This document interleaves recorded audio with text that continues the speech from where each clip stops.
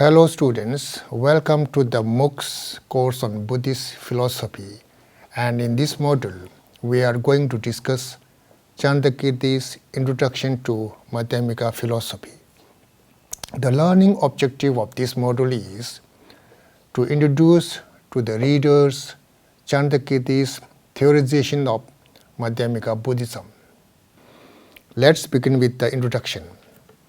Acharya Candrakīrti, who belonged to the second half of the 7th century CE, was an important philosopher of the Mādhyamika school of Buddhism.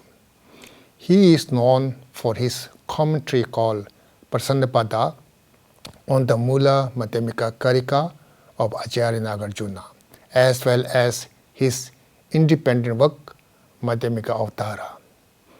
It is generally held in Tibetan tradition that a person who does not have knowledge of Mādhyamika Avtara is not a scholar of Buddhism. The title Mādhyamika Avtara means Introduction to the Middle Way Buddhism. The work consists of 10 chapters. The 10 chapters are modeled on the 10 bhumis or grounds or stages of spiritual development of Bodhisattva. The idea is that the Bodhisattva who takes a vow that he will ceaselessly strive for the perfect liberation of all living beings develops himself spiritually through 10 stages called bhumi. In each stage, he attains a perfection in a certain moral spiritual quality or a practice. The following table gives the list of 10 stages and the corresponding 10 perfections. Number 1, pramudita, that means joyous. Dana, that means generosity. Number 2, vimala, stainless. Shila, morality. Number 3, prabhakari, luminous. Kyanti, patient or tolerance.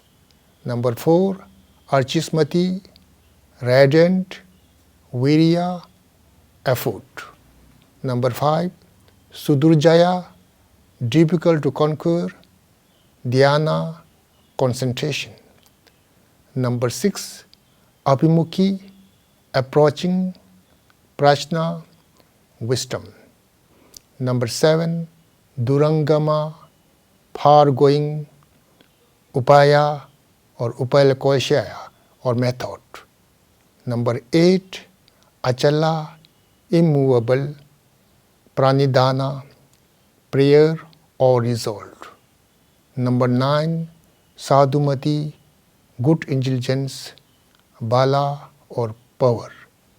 Number 10, dharmameka, cloth of dharma. Jnana, spontaneous wisdom. The module will be divided in 2 parts. In the first part, we will make a brief survey of all the 10 chapters. Out of the 10 bhumis discussed in the 10 chapters, Candrakīrti attaches highest importance to the 6th bhumi called abhimukhi. That is because it corresponds to the perfection of wisdom, that is prajna paramita. Through discussion of the perfection of wisdom, he presents his perspective on Mādhyamika Buddhism in elaborate manner. Hence, in the second part of this module, we will discuss the 6th chapter in some details. Part 1, Mādhyamika Avtara, a sketch. Chapter 1, joyous stage, perfection in generosity. Candrakīrti discusses the first bhumi or ground called joyous pramudita in the first chapter. While having attained this first ground, the Bodhisattva specially focuses on generosity or dana. Of course, it does not mean that other perfections are not there, and this is true about other bhumis also. In every bhumi, Bodhisattva pays special attention to a particular perfection without neglecting other perfections. Bodhisattva in this stage experiences happiness in generosity. Generosity of a bodhisattva in this stage is so high that he is ready to cut his body happily for the sake of others. In this context, Candrakīrti also makes a distinction between worldly perfection of generosity and transworldly perfection. Transworldly generosity, according to him, is that which is free from the attachment to the donated thing, recipient and donor. Chapter 2. Stainless Stage. Perfection in Morality. The second ground of the Bodhisattva is called stainless vimala. That is, because this stage is not affected by the stain of immorality. Bodhisattva in this stage practices morality in its perfect form. He accumulates in this stage 10 virtuous actions, which consist of pure activities of body, speech and mind. 10 virtuous actions among to abstention from 10 non-virtuous actions, thus akusala. The 10 akusalas are: number 1, killing; number 2, stealing; number 3, sexual misconduct; number 4, lying; number 5, derisive words; number 6, harsh words; number 7, senseless talks or gossips; number 8, greed; number 9, harmful intentions; and number 10, wrong views. Though Bodhisattva, who belongs to the first ground, also practices morality, but his morality is not perfect compared with the second ground.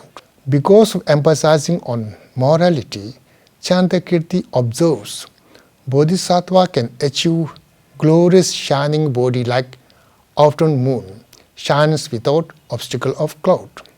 Chapter 3. Luminous Stage. Perfection in patience or tolerance. This third ground is called luminous. The reason for calling it luminous is that during the post-meditational stage, the Bodhisattva is having copper-colored vision as we can see before sunrise.